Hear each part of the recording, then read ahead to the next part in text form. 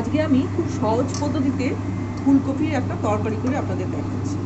ফুলকপি আর আলু আমি কেটে রেখেছি, এখানে টমেটো কুচিয়ে রেখেছি, কড়াইশুঁটি রেখেছি, লঙ্কা গুঁড়ো, ধনে গুঁড়ো, জিরে গুঁড়ো, হলুদ গুঁড়ো, আদা বাটা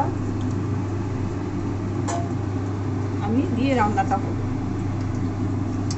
কড়াতে আমি তেল ছাড়াই প্রথমে ফুলকপিগুলো দিয়ে দিলাম, এটা মেখে রান্না হবে। ফুলকপি আলুগুলো আমি দিয়ে দিলাম, এবার টমেটো দিয়ে দিলাম, কড়াইশুঁটিগুলো দিয়ে দিলাম,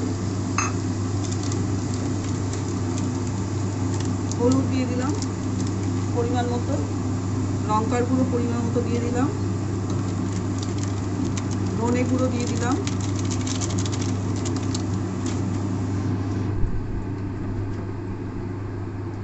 আদা বাটা দিয়ে দিলাম,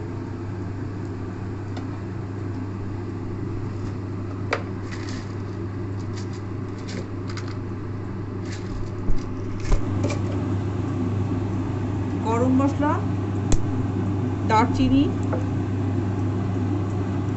ছোট এলাচ, লবঙ্গ একসঙ্গে সব দিয়ে দিলাম।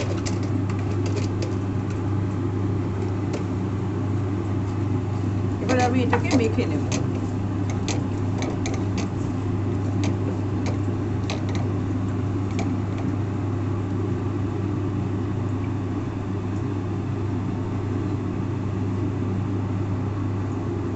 নুন পরিমাণ মতো দিয়ে দিলাম, মিষ্টি দিলাম, যে যেরকম আপনারা খান। এটা একটু অন্যরকম রান্না হবে, একঘেয়ে ফুলকপি রান্নার থেকে একটু অন্যরকম।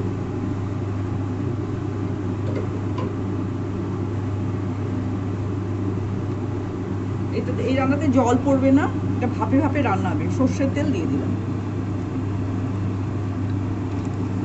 নামাবার আগে একটু ঘি দিয়ে দেবো। সমস্ত মশলা পড়ে গেছে, এবার আমি চাপা দিয়ে গ্যাসটা একদম কমিয়ে চাপা দিয়ে রেখে দেবো।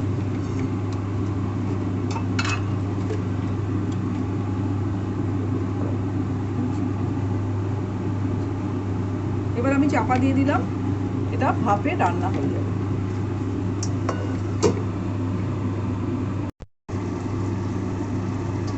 এবার আমি ঢাকাটা খুললাম, 15 মিনিট আমি দমে রেখেছিলাম।